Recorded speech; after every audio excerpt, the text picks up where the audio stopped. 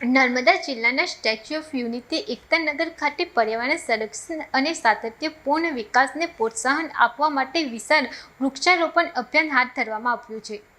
Statue of unity Ektanagar દ્વારા પ્રધાનમંત્રી નરેન્દ્ર મોદીના આહવાન બાદ વૈશ્વિક કક્ષાના પ્રવાસન સ્થળની સાથે પર્યાવરણ સંરક્ષણ, સ્વચ્છ ઉર્જા, પ્રદૂષણ મુક્ત વાહન વ્યવહાર અને સાતત્યપૂર્ણ વિકાસથી વૈશ્વિક સ્તરે અગ્રીમ હરોળમાં સ્થાન મેળવ્યું છે। 5 જૂન 2021ના રોજ વિશ્વ પર્યાવરણ દિવસની ઉજવણીના ઉપલક્ષમાં આયોજિત કાર્યક્રમમાં રાષ્ટ્રજોગ સંબોધનમાં દેશના યશસ્વી પ્રધાનમંત્રી નરેન્દ્રભાઈ મોદીએ એકતાનગરને ભારતનું પ્રથમ માત્ર ઈ-વ્હીકલ આધારિત ક્ષેત્રના રૂપમાં વિકસિત કરવા માટે જાહેરાત કરી હતી। આ માત્ર એક ઘોષણા ન હતી, પરંતુ પર્યાવરણ સંરક્ષણ અને સાતત્યપૂર્ણ વિકાસનો એક અનન્ય રાષ્ટ્રીય સંકલ્પ હતો। આજે આ ઘોષણાને 5 વર્ષ પૂર્ણ થયા છે। વિતેલા 5 વર્ષમાં સ્ટેચ્યુ ઓફ યુનિટી વિસ્તાર વિકાસ અને પ્રવાસન નિયમન સત્તામંડળ દ્વારા પ્રધાનમંત્રીની આ પરિકલ્પનાને સાકાર કરવા માટે મિશન મોડ ઉપર કામગીરી હાથ ધરી છે। આ ક્ષેત્રે અદ્ભુત સફળતા પ્રાપ્ત કરીને ગ્રીન ટુરિઝમ અને સસ્ટેનેબલ વિકાસ મોડલના રૂપમાં પણ વૈશ્વિક સ્તરે નામના મેળવી છે। પ્રધાનમંત્રીની જાહેરાત બાદ 5 વર્ષમાં સ્ટેચ્યુ ઓફ યુનિટી ઓથોરિટી દ્વારા લગભગ 559 જેટલા ઇલેક્ટ્રિક વાહનોનું સંચાલન કરવામાં આવે છે।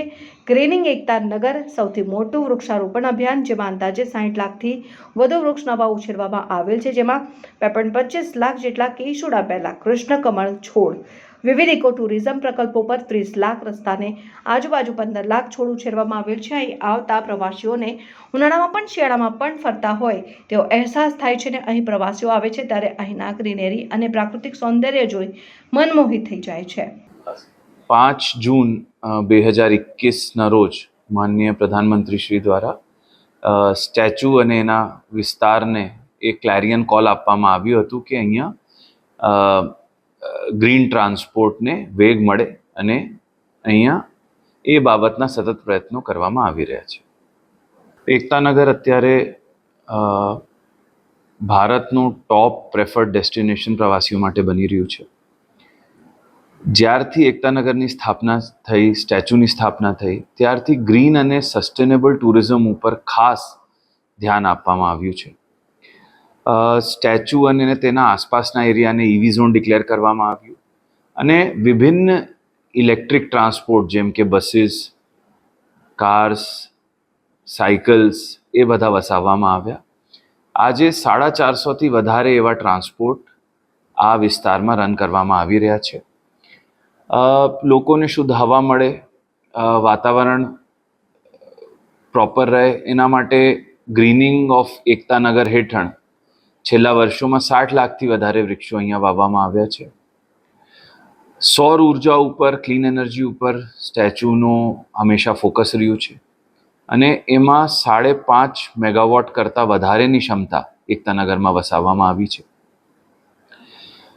વિભિન્ન જે પ્રકલ્પો અહીંયા દર વર્ષે વિકસાવવામાં આવ્યા છે એમાં નેચર સાથે પ્રવાસીઓ કનેક્ટ થઈ શકે, ઇકો ટુરિઝમને બઢાવા મળે, ઇકો ટુરિઝમને વેગ મળે અને જે કુદરતી ને પ્રાકૃતિક સૌંદર્ય અહીંયા જોવા મળે છે તો એને વધુમાં વધુ પ્રવાસીઓ સુધી પહોંચાડવામાં આવી શકે એના માટે પ્રકલ્પો પણ વિકસિત કરવામાં આવ્યા છે, જેમ કે બોન્ઝાઈ ગાર્ડન, મિયાવાકી ફોરેસ્ટ અને વેલી of flowers.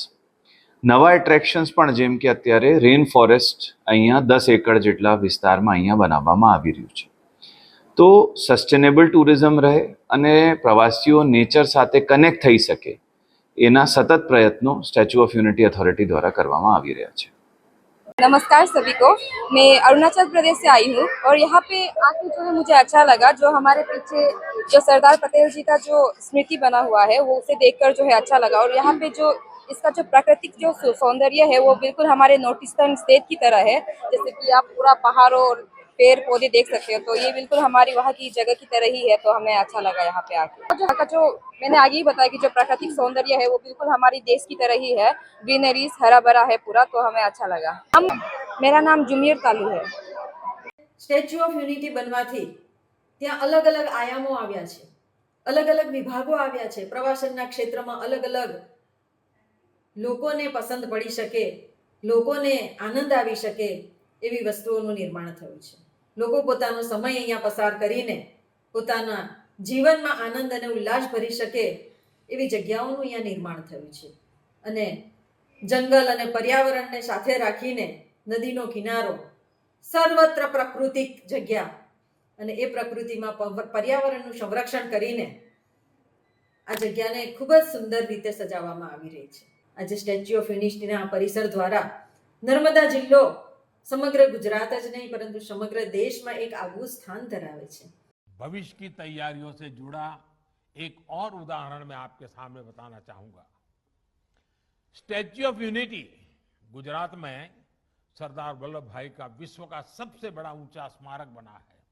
Statue of unity जिस स्थान पर है उस खूबसूरत केवड़िया शहर को इलेक्ट्रिक व्हीकल सिटी के तौर पर विकसित करने पर भी काम चल रहा है.